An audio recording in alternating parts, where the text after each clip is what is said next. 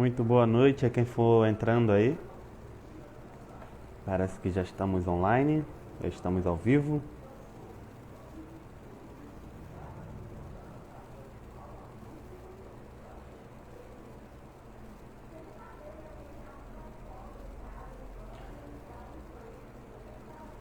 Convidar meu amigo Léo. Solicitação. Mandar uma mensagem para ele no Zap.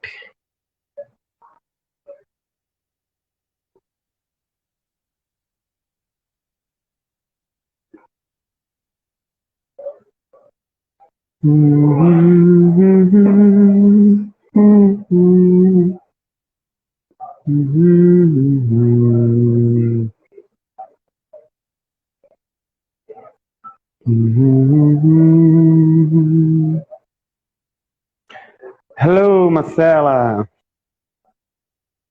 Tudo bem, meu anjo? Olha, Léo aí. Léo, vou te convidar agora.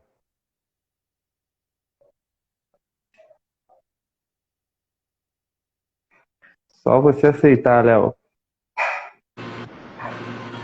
Meu Que Deus, tô isso, muito cara. E aí, mano, beleza? Como é que você tá, cara? Tô bem, tô aqui com o Pedrinho. Chega aí, Pedrinho, dá um oi Pedrinho tá aqui. contigo?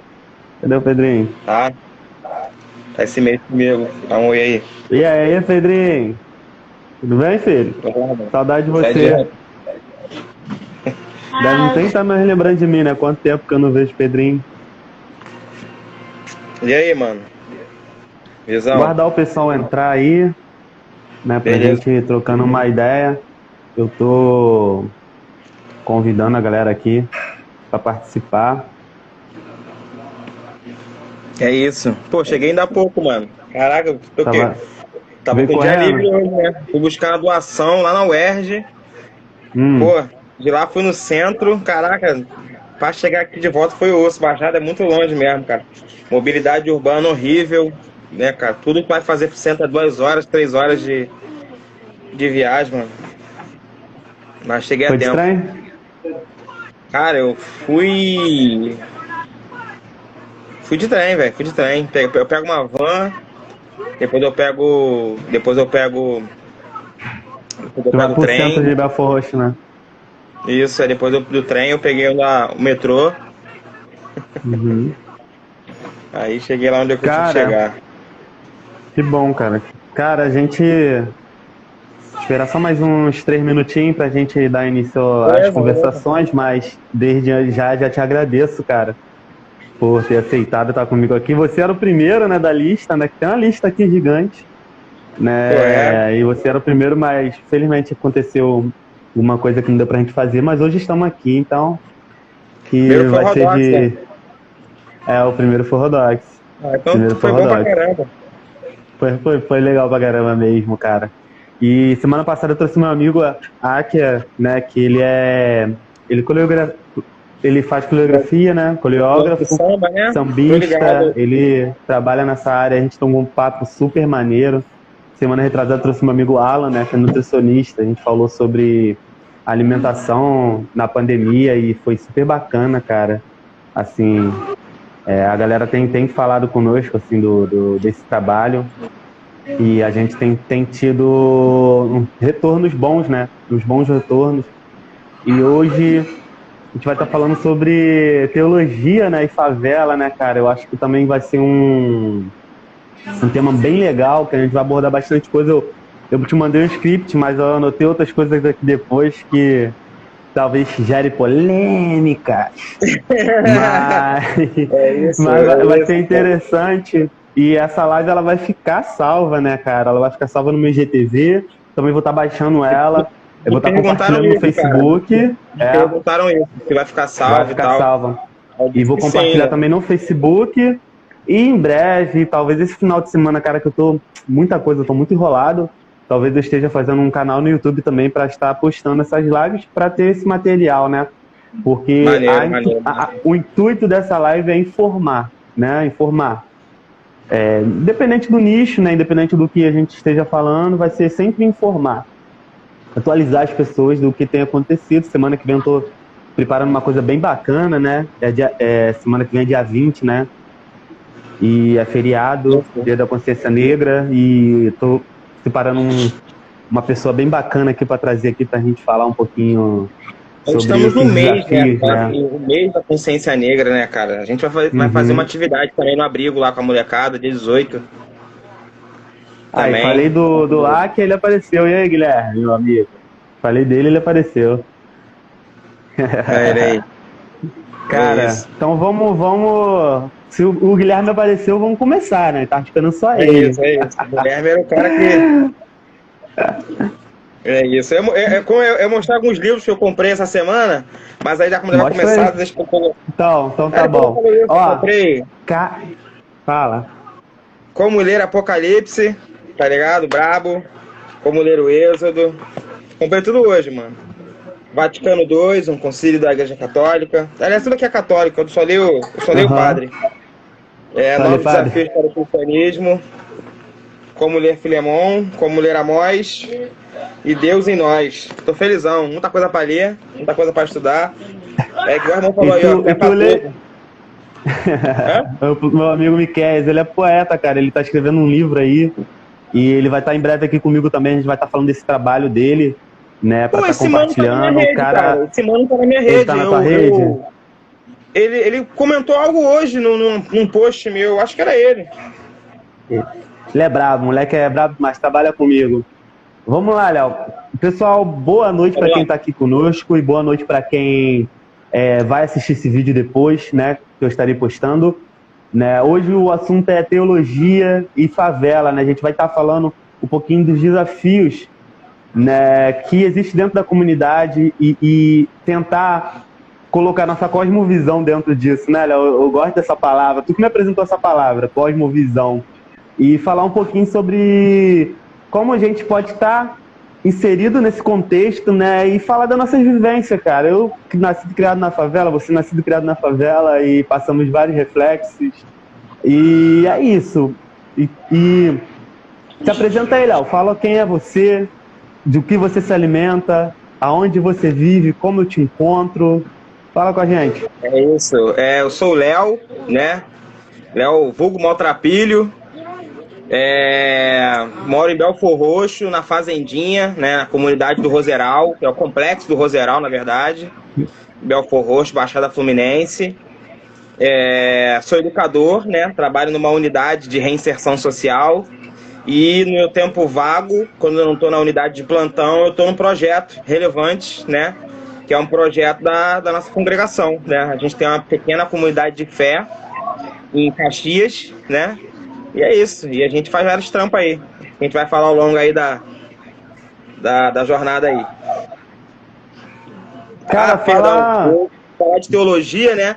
Eu sou seminarista, né? Estou me graduando em teologia pela FSA. E é isso. Legal. Cara, fala um pouquinho aí, cara, pra gente, já inserindo já nesse contexto, né, desses trabalhos que você faz, né, com a sua comunidade de fé, desses trabalhos que você tem feito junto com a tua rapaziada, não só esses trabalhos, né, como os trabalhos que você já fez, né, a gente chegou a fazer trabalhos junto, eu e você, né, a gente esteve no Degado, né, a gente esteve na Casa Viva, a gente esteve... Também a gente trabalhou com uma família, né, que estava na rua, a gente ajudou essa família. E fora outras coisas da música, né? A gente esteve junto no início, Ide com Amor, pô. Né, Santa cara? Cruz, pô. Pois tu tava lá no início, tu tava lá no... Quem tava lá, né? Quem tava lá. Então, cara, tudo que é realizado, tudo que é feito como ação social, como justiça social, é parte de uma perspectiva da fé, né? Uhum. Como você falou nisso, a cosmovisão, né? A minha cosmovisão de mundo é a partir da minha fé, né? Até meio que linka com o assunto da teologia, o que seria a teologia favelada, né, cara? Seria essa hermenêutica, né? Essa interpretação, como a gente lê a vida, né? E a partir de um Cristo, né? Que nos ensina que o valor da vida está no outro, né? Que nos ensina a amar o próximo, né? Nos ensina que ele é encontrado no próximo, né, cara? Então, eu não consigo enxergar uma forma diferente de viver que não seja essa. Então, não só eu como você, a gente tem que estar envolvido nessas paradas, nessas causas humanitárias, né, cara? Porque isso, pra mim, pelo menos, traz sentido pra minha vida. Né? Falei igual de Macedo agora, tem até a mãozinha de Macedo assim. Cara, e quando a gente fala de teologia, né, a gente a gente até conversou sobre isso, né, sobre teologia favelada, né, a gente falou sobre isso, né, para que as pessoas chama a atenção das pessoas, né, o que é isso, o que seria essa teologia, né, porque a galera, elas mistificam a teologia, né, cara, mistificam a teologia se tornou uma coisa banal, assim, né? Eu entendo que é um estudo, né? Teologia, né? Aí o Leonardo pode explicar melhor, que é seminarista. E dentro desse contexto que a gente está falando, dentro desses trabalhos que a gente está falando, isso não é visto como teologia, né, cara? Isso é visto como qualquer outra coisa, menos teologia. E como é que você vê isso? Cara, primeiro eu acho que a gente tem que pensar a teologia, entender que teologia, esse estudo sobre Deus, é o estudo de uma narrativa sobre Deus. Né? Toda teologia é produção humana. Então a gente não tem que divinizar a teologia. Né? Teologia A é a palavra de Deus, do Deus encarnado, ou teologia B, que é sei lá o quê. Toda teologia é produção humana, né? Toda teologia se faz a partir do chão de onde pisa, né? Toda teologia é a interpretação da realidade, né? De entender esse Deus a partir das nossas próprias vivências, é o que é a Bíblia, né? A Bíblia é um livro histórico, de relato histórico, de vivências de homens e mulheres que se relacionaram com Deus, né?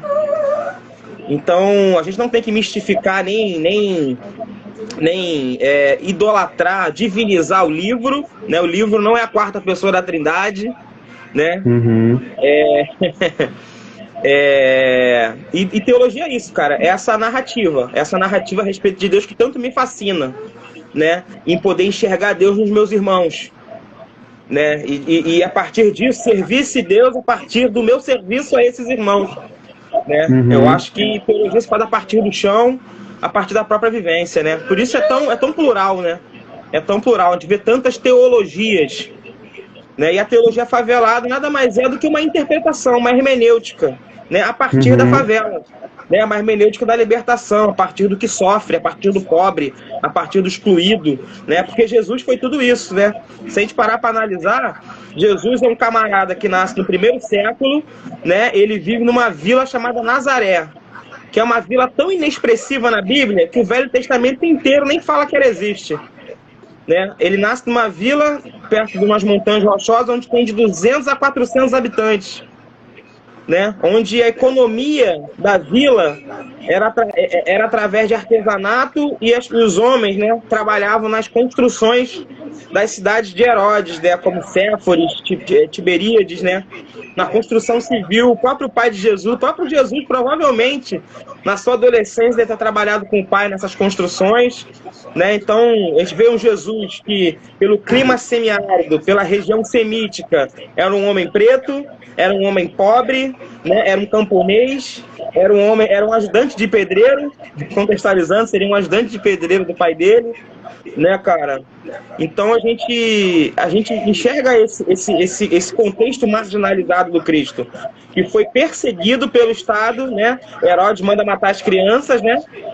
E eles são obrigados a se refugiarem no Egito, né? Então Jesus já nasce no contexto que ele é refugiado, né? Que eles estão sofrendo um genocídio promovido pelo Estado, né? Então, como não a teologia não partir desse Cristo, desse Jesus histórico, né? A gente é muito ligado a esse Jesus da fé, esse Jesus distante, que faz milagres, que faz mágica, que voa, que faz um monte de coisa, né? E esquece do Jesus humano, que peidou, cagou, mijou, andou com gente, andou com tralha, né? Que não tinha onde reclinar a cabeça, né? Que o ministério dele era sustentado pelas mulheres que ofertavam no ministério de Jesus, né? Então a gente esquece desse Jesus igual a gente mesmo, E a teologia favelada, assim como a teologia da libertação, assim como a teologia negra, parte desse Cristo, né? Parte dessa hermenêutica, que a gente chama muitas vezes de hermenêutica do êxodo, ou hermenêutica do deserto, né? Que é onde o Deus se manifesta a libertação do povo, da escravidão. Então é a partir desse Deus, desse contexto histórico, que a gente emerge essa hermenêutica desse Jesus, né? E a partir daí a gente caminha. Boa noite o pessoal que tá chegando aí, boa noite Nô da Ilha, boa noite Felipe, que trabalha comigo. Nô da Ilha é sambista também, escreve composições, né, compositor, tem um canal no YouTube lá, o pessoal depois pesquisa lá, Nô da Ilha, vocês vão gostar da música do amigo. Boa noite também aí pro Miguel, que tá aí com a gente. Cara, e dentro desse contexto que a gente tá falando já, que a gente falar de teologia, a gente tem que falar da igreja, né? E contextualizar a igreja atual hoje, cara, eu conheci a igreja na comunidade, na favela, tá ligado? A primeira igreja que eu pisei foi dentro da favela, que tem toda essa estrutura, né, ali dentro, cada esquina tem uma igreja, né, cada uma da sua maneira, do seu jeito, e sempre feito por pessoas pobres, né? Um que ajuda a levantar o tijolo, outro que vai ajudar ali, o outro que doa o cimento, e a partir disso as igrejas na comunidade elas cresceram, né? Existem ministérios pequenos, ministérios grandes, ministérios que veio de fora, né? De outros ministérios maiores, que plantam uma igreja dessa aí para, no meu entender, algumas para dizer que tem igreja dentro da comunidade, né? E outras porque querem fazer esse trabalho, sim, né? E falando disso, cara, sobre a igreja, como é que você vê hoje, atualmente, o trabalho da igreja dentro desse contexto de comunidade, dentro desse contexto pobre, dentro desse contexto miserável, porque a gente vê na TV, né, a gente vê na internet, isso aí não é mentira, isso não está escondido de ninguém, né? Grandes igrejas faraônicas, né? Grandes líderes religiosos que vivem uma vida muito boa, né? E quando olhar para dentro da igreja desses caras, né, é composta de pessoas bem pobres, bem miseráveis. E eu quero saber, eu tenho uma concepção sobre isso, né? A gente já conversou sobre isso, mas você possa falar um pouquinho também sobre o que você acha disso. Cara, então, não tem nada mais incoerente com os evangelhos do que essas igrejas faraônicas, né? E essas igrejas, elas não estão inseridas dentro das comunidades, né? Elas estão inseridas ao redor da comunidade. Ela quer atrair sempre os dois públicos, né? Não só o da periferia, que é aquele cara que vai ser fiel, aquela senhorinha que vai ser fiel no dízimo e oferta, como a galera da pista também. Cara, mas assim, como eu vejo essas igrejas, eu acho que a igreja, muitas das vezes, dentro da comunidade, geralmente são pentecostais e neopentecostais, né? Os reformados, eles não estão nas favelas. As igrejas reformadas não sobrevivem nas favelas, porque uma igreja acaba sendo fria para uma cultura como a nossa brasileira, né? É uma igreja que exportou, né, a sua teologia da Europa, o seu culto da Europa, a sua forma de vestir do europeu, né? É uma teologia fria que não dialoga com a realidade do povo brasileiro, né? Então é difícil você ver essas igrejas históricas, né, dentro das comunidades. Então, falando de comunidade, a gente tem que pensar em igreja pentecostal e neopentecostal. Então, assim, eu penso o seguinte, cara, a igreja pentecostal, ao mesmo tempo que ela faz um desserviço, né, à comunidade, ela faz um serviço também à comunidade, né? Exemplo, né, ela faz um desserviço quando ela propaga, a partir do seu discurso, a intolerância religiosa.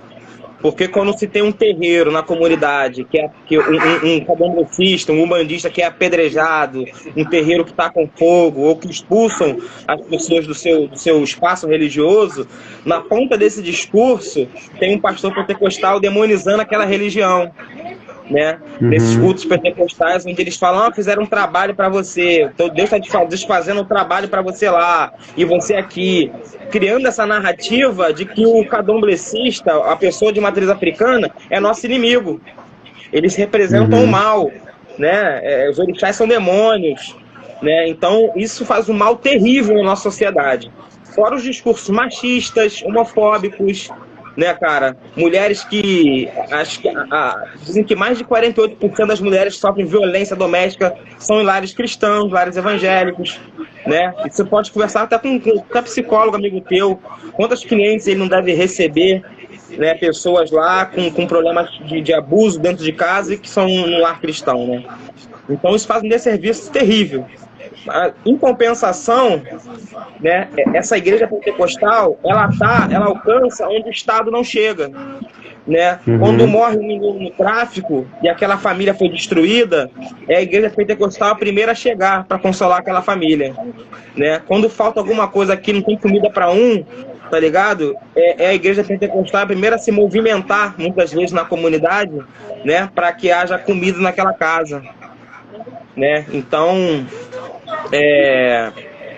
por mais que seja paliativo, essas coisas, ela faz um desserviço na comunidade. Então, eu acho que a teologia favelada, essa hermenêutica da libertação, né, para ela dialogar com essa comunidade, ela parte talvez de uma espiritualidade pentecostal, né, essa espiritualidade do corpo, né, corpo vibrante, do corpo que se move, e parte desse olhar de libertação, né?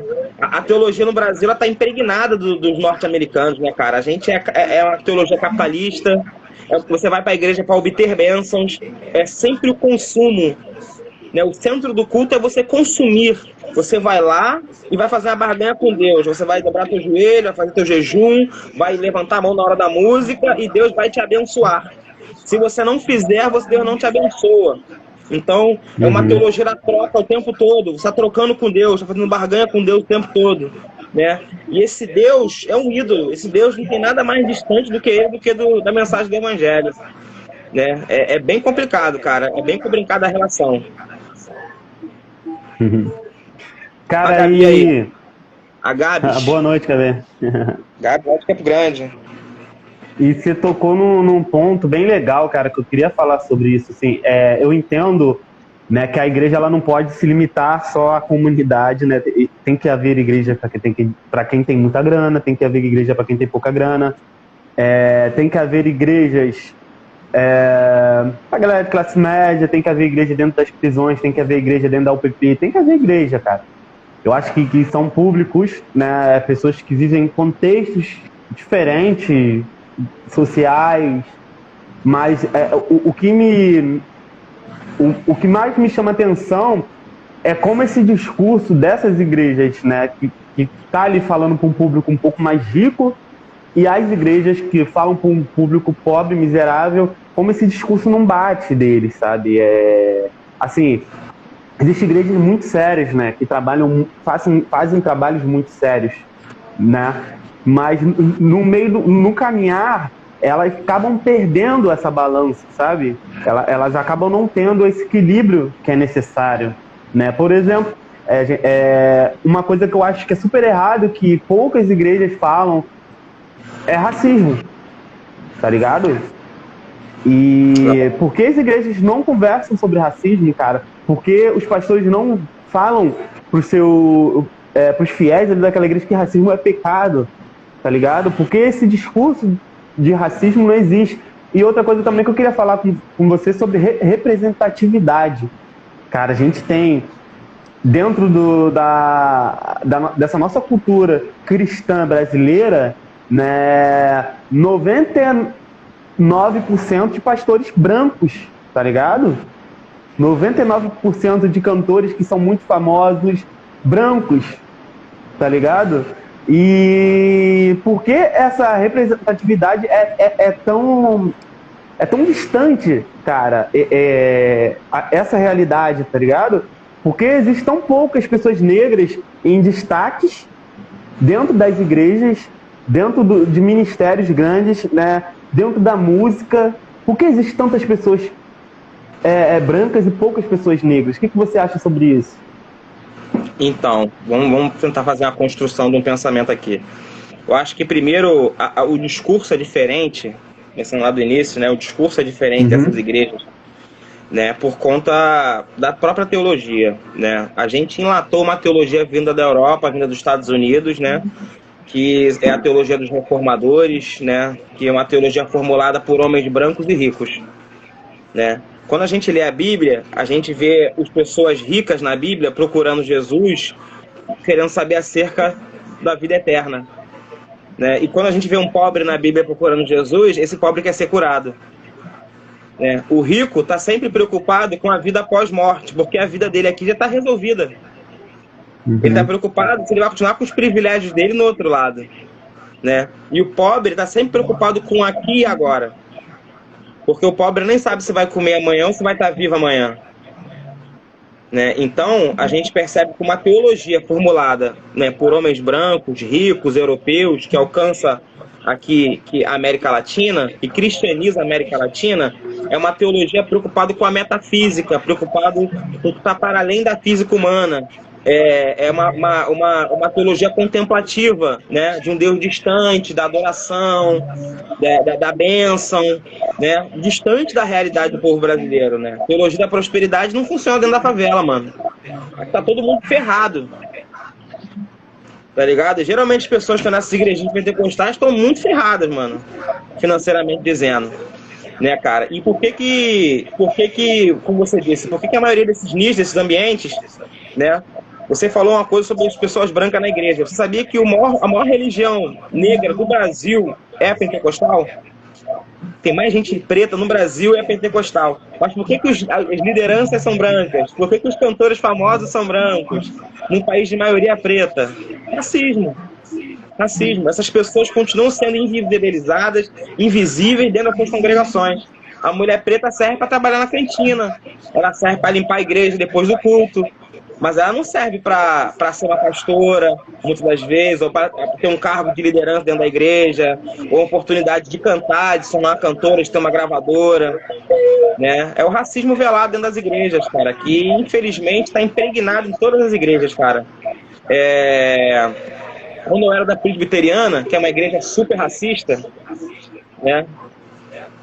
Primeiro que é uma teologia que surge num contexto onde há escravidão e o formulador da teologia nunca falou uma vírgula sequer sobre escravidão naquela época, porque naquela época estava tudo certo, né? Eu ia nos seminários e às vezes tinham 20 a 30 preleitores e às vezes tinha um preto para falar, né? E é isso, essa é a realidade, né, cara? Uma igreja que é racista. E uma igreja que não enxerga o racismo com uma perspectiva de pecado, porque ela não enxerga o racismo estrutural, o racismo como estrutura na nossa sociedade. Ela está preocupada somente com a questão da moralidade. Então, o pecado é sempre algo subjetivo, é sempre algo sexual, o que eu penso, o que eu pratico, né? O pecado para ele nunca está ligado a essas questões, né? Então é muito complexo, cara. A igreja precisa de uma hermenêutica, precisa de uma teologia nova, ela precisa repensar a igreja, ela precisa se atualizar para as questões atuais, né? Hoje é inconcebível uma igreja que não fala de racismo, cara. O que a gente mais vê o tempo todo, agora depois do caso do George Floyd, depois de alguns casos que houveram no Brasil, nos Estados Unidos, cara, explodiu isso na mídia. Essas manifestações que tiveram nos Estados Unidos, do George Floyd, eu acho que desde a década de 60, com o movimento dos direitos civis de Martin Luther King, eu não vi uma mobilização mundial, mundo todo falando sobre esse assunto. Racismo. Olha isso, década de 60, nós estamos aqui, cara, 2020. E se tornou uma pauta mundial esse assunto do racismo. E isso talvez as coisas estejam começando a mudar, né? Mas a gente está engateando ainda nessa questão, né, cara? Muita desinformação. O racismo, ele é um sistema de poder, uma estrutura de poder, né? Justamente por isso não pode existir racismo reverso, porque a história não vai se repetir. Os brancos não ficarão 400 anos sob escravidão, né? Então não existe racismo reverso. A gente confunde injúria racial, racismo. A gente faz uma confusão danada, né, cara? Até porque a história da África não é ensinada na escola. São diversas questões, cara. Para entender o Brasil é complicado, cara. E a igreja é só reflexo desse Brasil. Pois é, cara. E muito me estranha, né, quando eu comecei a pensar por si, né? Porque a gente que começa a caminhar no mistério, né, a gente começa a ver as coisas, ouvir as coisas, e a gente não entende muito o que está rolando ali. Né? Conforme vai passando o tempo, a gente vai entendendo algumas questões políticas, algumas questões sociais, né? Algumas questões culturais, e a gente vai entendendo todo esse contexto, né, que está ao nosso redor. Né, cara? E muito me estranha, né? Não, a igreja não falar de racismo, muito me estranha, né?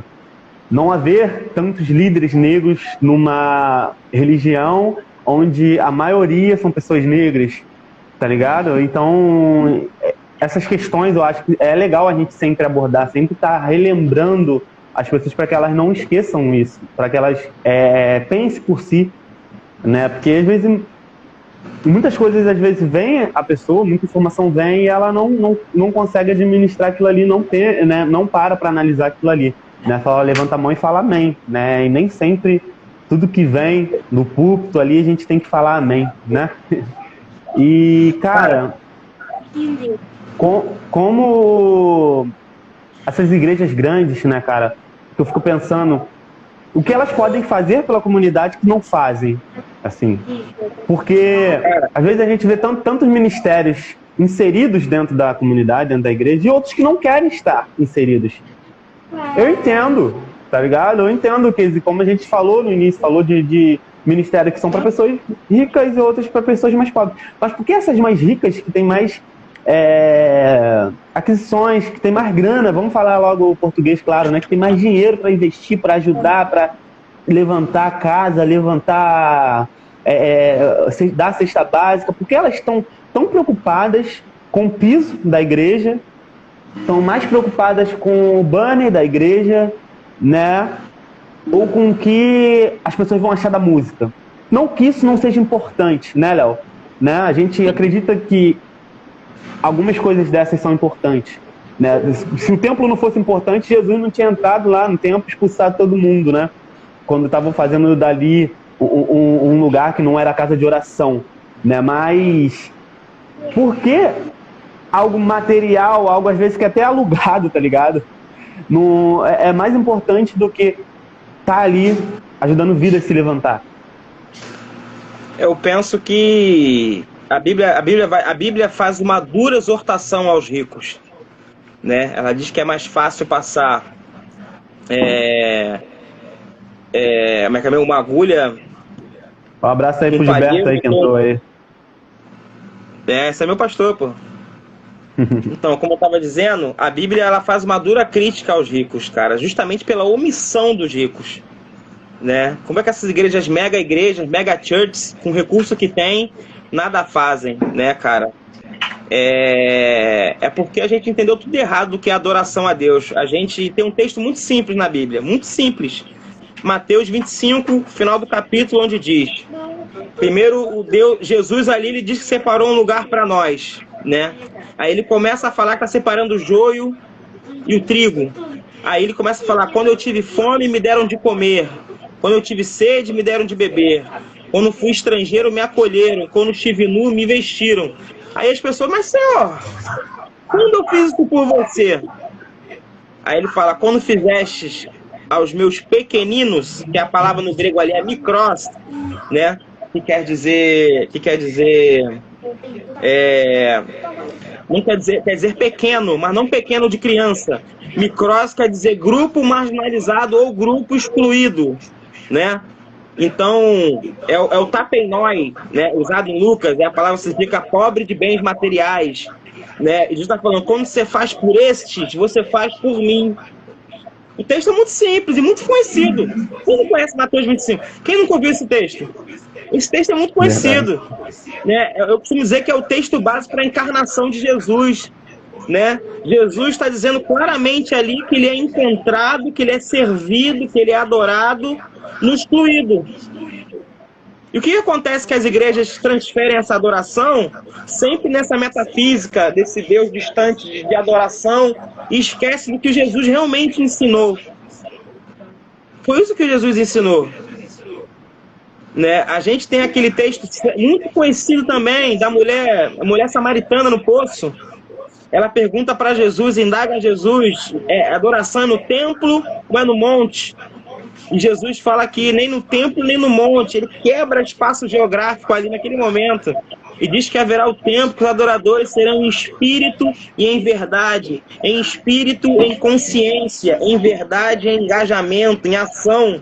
Né? Tanto que a palavra ali para adoração é latreia, latrel.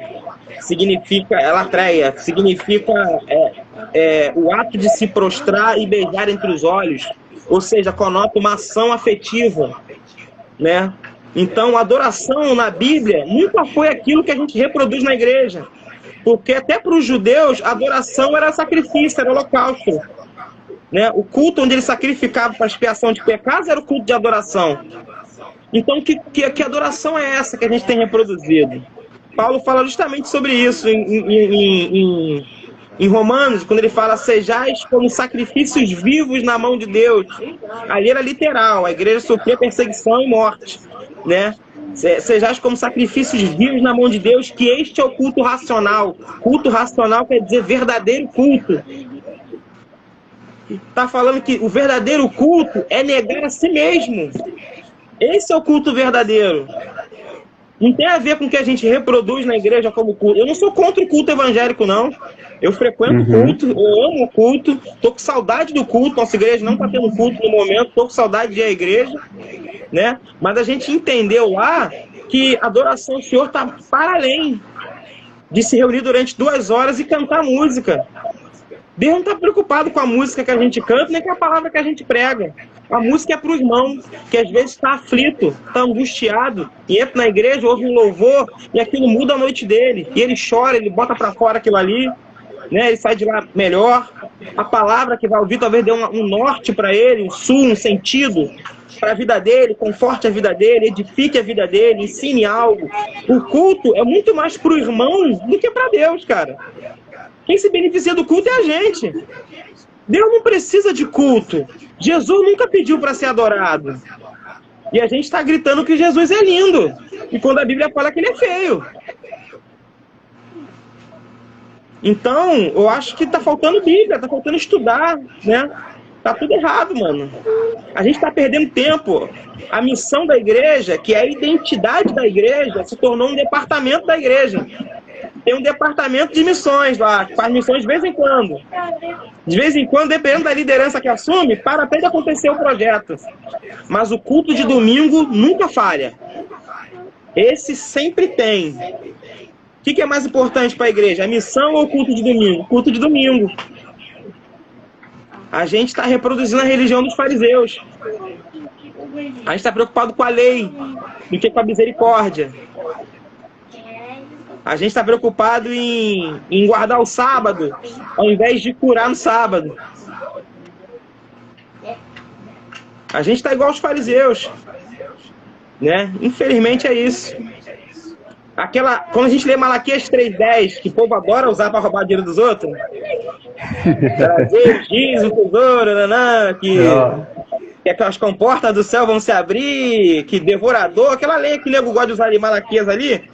Quando a gente pega Malaquias 2 e entende o contexto, a crítica ali não é o povo que não estava dizimando, eram os sacerdotes que não estavam compartilhando o dízimo com o povo, com a viúva, com o órfão, porque eles eram levitas. Levitas não tiveram herança, né, das terras de Israel, das tribos, né? Não tiveram herança. A herança deles era o quê?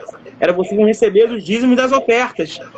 Vão viver disso, vão manter a manutenção do templo, né? E vão organizar, administrar esse recurso, volte para a mão dos pobres.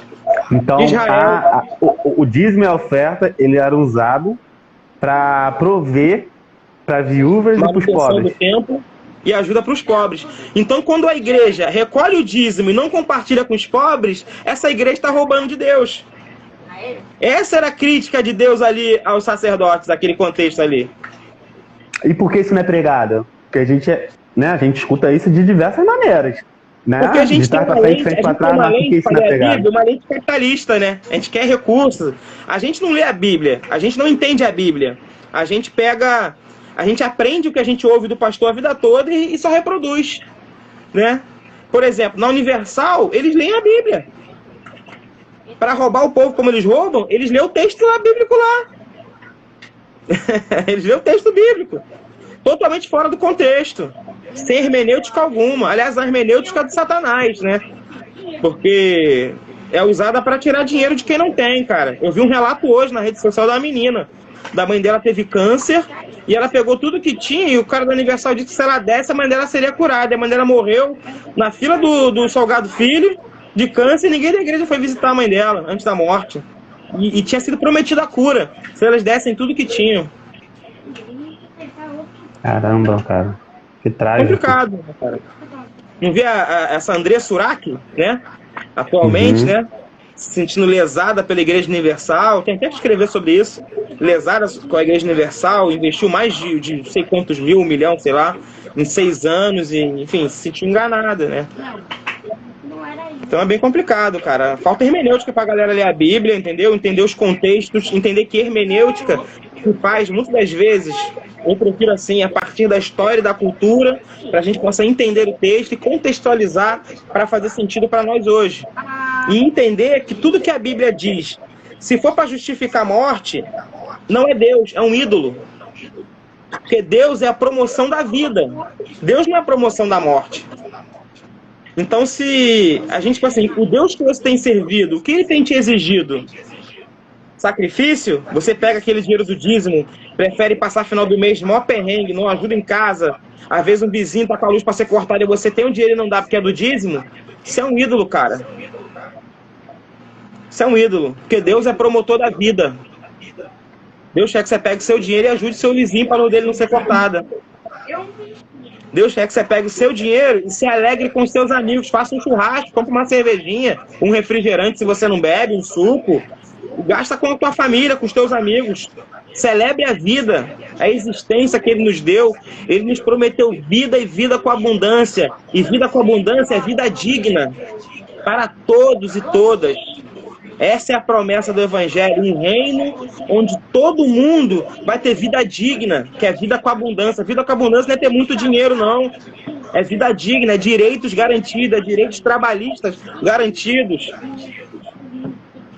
E se a gente olhar Atos, né, cara, ali vai dizer que as pessoas iam aos pés dos apóstolos, né, entregavam tudo que tinha, isso era repartido ali para todos de maneira igual, né, cara, não havia diferença, né, quem tinha muito tinha a mesma coisa de quem não tinha nada, né, cara, e isso é fantástico, né. Esse texto, cara, para tirar dinheiro também, né, e qual é o contexto disso que você falou? Esse texto é perfeito que você citou, acho que é a representação perfeita. O que acontece ali? O contexto daquilo ali começa lá em Atos 2. O cumprimento da profecia de Joel. O Espírito Santo desce, cumpre a profecia, o Espírito desce sobre toda a carne, né? Então Pedro prega e uma igreja que tinha 150 discípulos passa a ter 3.150 de um dia para o outro. Era a festa de Pentecostes, aquelas pessoas estavam vindo de aproximadamente de 13 a 14 nações diferentes, estavam em Israel. Né, pessoas estavam lá porque, por causa da diáspora judaica, cresceram em outros países, mas mantiveram a raiz da religião e estavam em Israel por conta da festa da colheita, que é a festa do Pentecoste. Ouviram a mensagem, creram na mensagem da profecia que ouvem desde criança que viria o Messias. Então eles falam, pô, se cumpriu, vamos ficar em Israel, criando ali um problema social. Como é que a igreja ia abrigar 3.000 pessoas de um dia para o outro? Tudo ficou escasso rápido. Então o que acontece? Voluntariamente todo mundo começa a vender o que tem para que não faltasse nada para ninguém. Comunidade, comunitário, mas não era uma doutrina, tanto que não deu certo, né? A gente vê mais na frente Paulo lá na Macedônia recolhendo oferta para levar para Jerusalém e estava passando necessidade. Porque aqui eles venderam tudo, consumiram, uma hora acaba, né? E Paulo, mesmo sem ter esse contato com a igreja de lá, entendeu o evangelho, cataram a oferta da Macedônia e levou para Jerusalém. Pois pessoas chegamos numa parada interessante, né? E tá na Bíblia, né, cara? E essas igrejas que têm muitos recursos, elas podem ajudar essas igrejas que têm pouco recurso, né? Pode fazer como Paulo, né? Ó, pessoal, tem um pessoal ali em Jerusalém, né? Pessoal ali na comunidade do Roseral, pessoal ali na comunidade da Pedreira, no Chapadão, no Alemão. que estão precisando. Ó, eu que sou aqui, ó, daqui, eu tô aqui com vocês aqui de Botafogo, da Barra, de Copacabana, né, de outros lugares, né, onde o dinheiro circula mais, ó, vamos ajudar ali, cara. E eu vejo que falta isso, né? Porque é muito bonito, cara, as fotos que a galera coloca. Ah, meu nosso trabalho social da nossa igreja. Muito bonitas fotos, né? No iPhone 11, agora tem até o 12, né? No iPhone 11, né? Alta resolução. Mas falta mesmo essa prática, né, cara? Essa prática se tornar verdade, né? Quando eu critico aqui... Pode falar, perdão. Quando eu critico, né, aqui a instituição no sentido de que dá para fazer mais, é porque dá para fazer mais. Eu não critico aqui, eu não quero criticar alguém que não consegue ir além, tá ligado? Eu vou criticar alguém, cara. Essa é a minha autocrítica. Cara, você consegue, você pode fazer mais, você pode ser melhor, você pode ajudar mais. Essa é a minha autocrítica. Então, a mesma maneira que eu me critico, eu critico essas instituições, cara. Acredito muito no culto, acredito muito na igreja, e sei que os problemas do mundo não vão ser solucionados assim de uma hora para outra, tá ligado? Mas sei que há maneiras de aliviar um pouco, né? Essa tensão toda, essa precariedade toda, há maneiras de você ajudar mais, né? Então, cara, eu vivo esse milagre aí, cara, de ver essa realidade que você diz aí, de igrejas que a gente tem amigos como Igreja da Garagem, que às vezes manda mensagem e fala, olha, fizemos um cata-cata aqui na igreja, e a gente quer abençoar vocês, né, cara? Então a gente vê essa Igreja Garagem, Igreja Redenção, o Odara Cultura e Missão, cara, chega sempre junto, várias pessoas no seu individual também chegam junto com a gente, tá ligado? A gente tem que agradecer, cara, tem igreja que entendeu essa parada, tá ligado? Que é um reino, mano, não é a minha igreja, a sua igreja, é a nossa igreja, mano. Tá ligado? E sim, cara, a galera da Zona Sul, galera bacana, podia estar fazendo muito, cara, com o recurso que eles têm, com a exposição que eles têm nas redes sociais, de pedir, conseguir altas quantias, né, cara? Uma vez, um youtuber famoso compartilhou um post meu, um pedido de ajuda. Eu nunca vi tanta oferta cair na minha conta como vi naquela na minha vida, mano. Eu tenho uma conta só pra oferta pra missão. Porque um cara famoso compartilhou. Eu pensei, mano, se um cara famoso desses aí de igreja, é um youtuber evangélico, né? Se um cara famoso desse aí de igreja compartilhasse toda vez uma ação que a gente estivesse fazendo, mano, o bagulho virava. Bagulho, entendeu, mano? Só que a galera tá preocupada com outras paradas, mano. É lançar moda gospel, de forma da mulher feminina evangélica se vestir. Eu fico, mano, pelo amor de Deus, mano. Tem gente mandando mensagem que tá passando fome, velho. Eu estive na comunidade do Jacaré, mano, e quando aquela família começou a chorar quando recebeu a cesta básica, ela disse que os filhos dela estavam há 2 dias sem comer e ela há 3 dias sem comer, mano. Isso aqui do lado, no Jacaré, mano. Tá ligado? E no Jacaré deve ter umas 500 igrejas lá dentro, ou mais. Deve ter umas 1000 igrejas ali dentro, mano. É inconcebível um lugar tão cheio de igreja e tem pessoa passando fome. Saca, mano? Então eu acho que... Até porque as pessoas que estão passando fome são pessoas que frequentam essas igrejas, né, cara? Eu acho que essa galera que é da mídia aí, evangélica, que é conhecida, cara, eles podiam fazer... Ele não quer fazer, beleza, mano. Ninguém é obrigado a fazer nada, mano. Mas que eles podiam, pelo menos, compartilhar as postagens, tá ligado? Talvez ofertar pros projetos, mano. É isso, mano. Eu acho que dá pra fazer mais sim, entendeu? Eu acho que falta interesse, mano. Falta interesse. O Miquel comentou aí, falou assim, Cristo veio apresentar uma novidade de vida e não uma nova religião. A galera não sabe diferenciar a diferença entre reino e império. Pois é, cara, exatamente, pois é. Exatamente. Jesus, além de não apresentar uma religião nova pra gente, ele não saiu da religião dele. Jesus não era evangélico, Jesus não era católico, Jesus era judeu, mano. E tava tudo certo pra ele ser judeu. Em nenhum momento ele falou assim, quem me seguir tem que vir pra minha religião. Tá ligado? Em nenhum momento aconteceu isso. A gente que tem essa neurose de domínio e controle, de querer cooptar as pessoas para nossa religião, tá ligado? Transformar a imagem semelhante da denominação, quando a gente deveria fazer discípulo de Jesus, cara.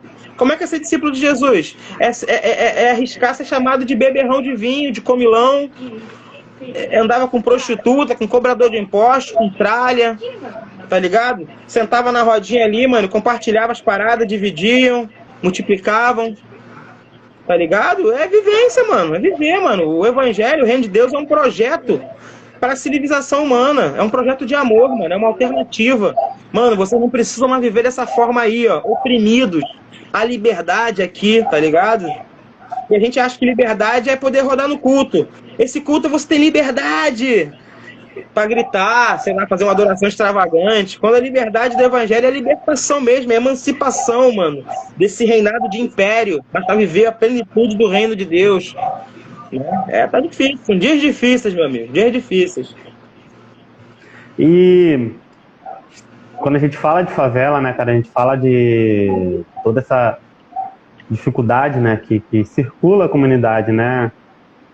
Hoje a gente não vai falar disso, um dia talvez a gente fale disso, né, sobre a estrutura da comunidade, né, como que a comunidade se desenvolveu ao longo dos tempos, né, como é que foi isso historicamente, né, porque as pessoas esquecem, né. Eu vou dizer que é um calote, né, aquela questão da guerra de Canudos ali, foi prometido que dariam casas para quem fosse para a guerra, quando os caras voltam da guerra, o Estado não dá casa nenhuma. E a galera é obrigada a migrar para os morros mesmo, né? E trouxeram de lá a planta que era comum na região, que era uma planta chamada favela. Que é a planta que ela vai crescendo uma por cima da outra, tomando tudo, né? Daí surge a primeira favela da Providência, né? No centro do Rio de Janeiro, né? Os pretos ex-escravizados foram expulsos do centro da cidade pelos brancos que chegavam, foram expulsos para os fundões, foram expulsos para onde iam, para onde? Para as favelas. Os nordestinos que vinham tentar a vida aqui nos centros urbanos, como São Paulo, Rio de Janeiro, não tinham, às vezes não conseguiam um emprego, coisa assim, iam para onde? Para as favelas. Favela é isso aí, mano. Favela foi uma criação do Estado mesmo, né, cara? De opressão mesmo. Criou essas favelas. Mas e a gente vai falar disso mais a fundo, vamos falar disso mais a fundo, porque isso é muito interessante.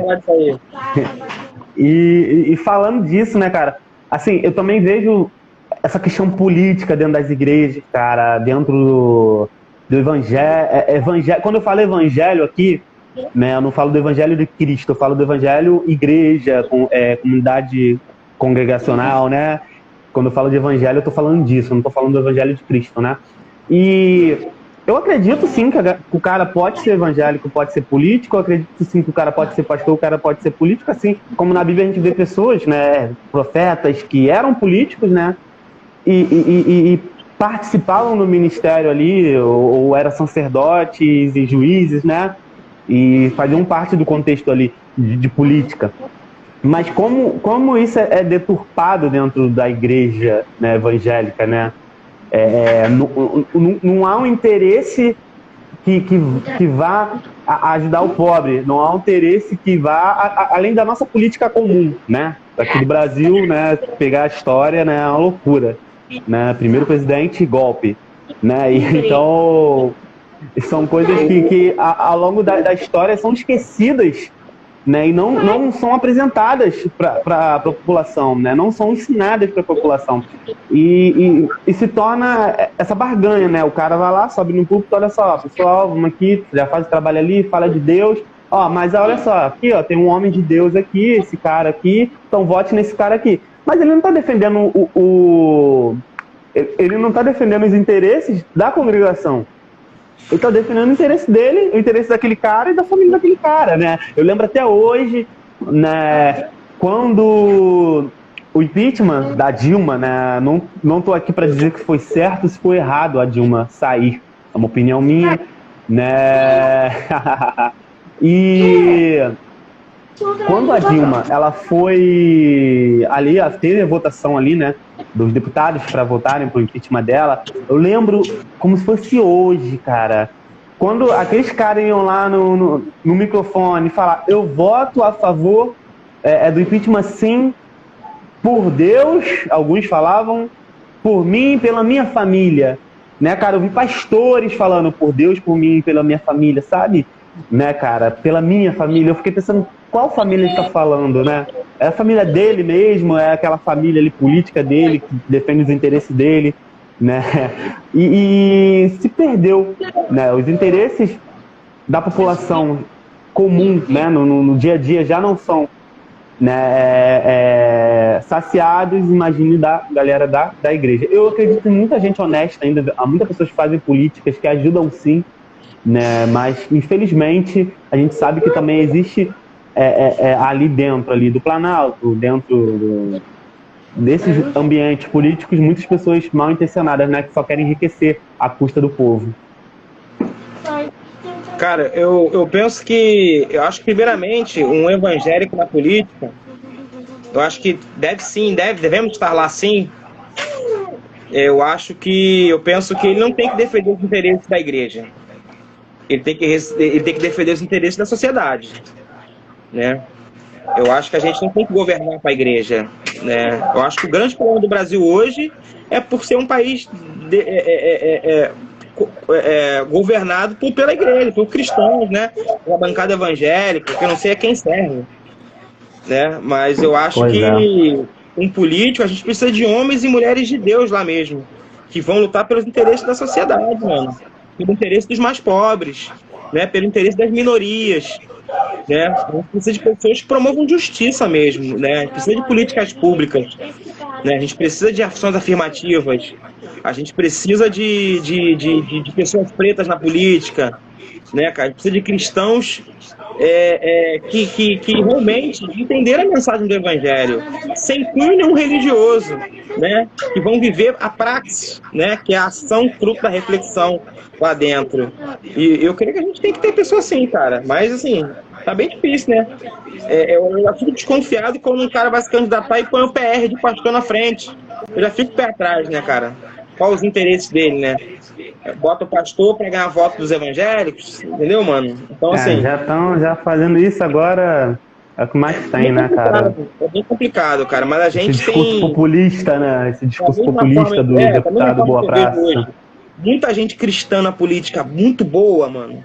Muito boa, né? Tem gente também muito ruim, né, mano? Muito ruim. E que sempre esse discurso aí, por Deus, família e nação.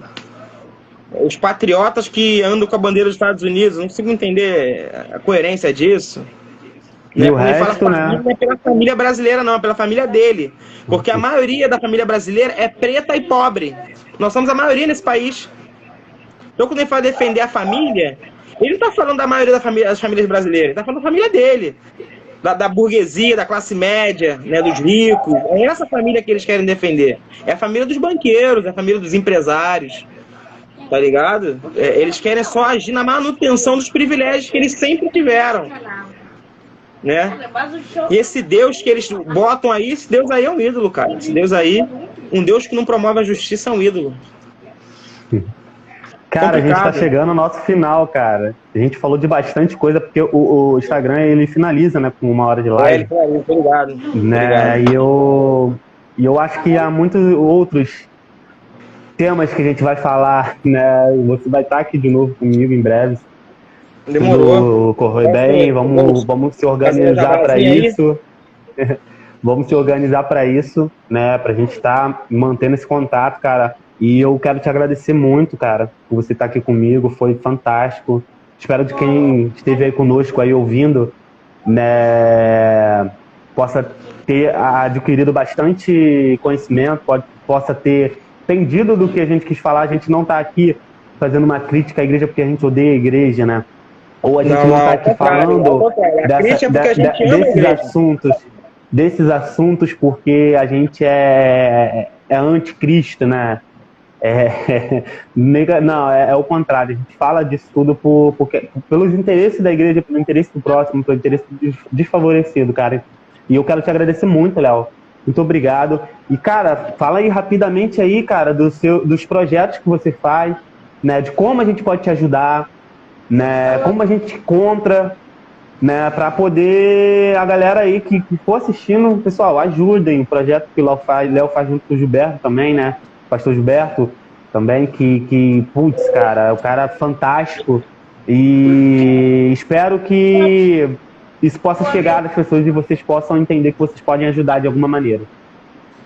Gilberto é a mente pensante por trás de tudo. Deixa eu falar. Quero agradecer muito pela oportunidade, pelo espaço. E vou ser breve, galera. Me procura nas redes sociais, Léo Maltrapilho, me segue no Instagram, me chama no direct. A gente tem uma base missionária, a gente tem uma igreja, a gente não está funcionando, mas estamos abrigando pessoas em situação de rua na igreja, usando espaço para abrigar pessoas. Nós temos um projeto de fabricação de chinelos para dar para a galera de rua também. A gente distribui kits de higiene pessoal todo domingo, junto com uma refeição em Piabetá. Então, galera, chega junto, o que a gente precisa mesmo é oferta mesmo, e de voluntários.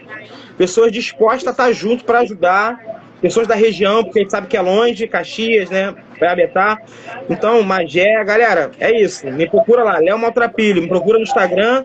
Léo Maltrapilho, tu vai me achar no Facebook, tu vai achar no Telegram, tu vai achar tudo, mano. É isso aí, me procura lá. Vamos trocar essa ideia. Salve aí, Igreja Relevante, mano. Salve Odara Cultura e Missão, é isso. Tamo junto. Léo, muito obrigado, cara, mais uma vez. A gente vai trocando ideia no WhatsApp aí. Pessoal, vou encerrar aqui antes que encerre na cara de vocês. Muito obrigado para quem esteve aí até o final, para quem passou por aqui e para quem ainda vai assistir. Se puder, compartilhe. Vou estar compartilhando no meu IGTV e no Facebook também, tá? Então, segue a gente lá. Segue o Léo aí, ó. Leonardo Maltrapilho. Tamo junto, família. Léo Maltrapilho, ó. Ó, trava na beleza. Valeu.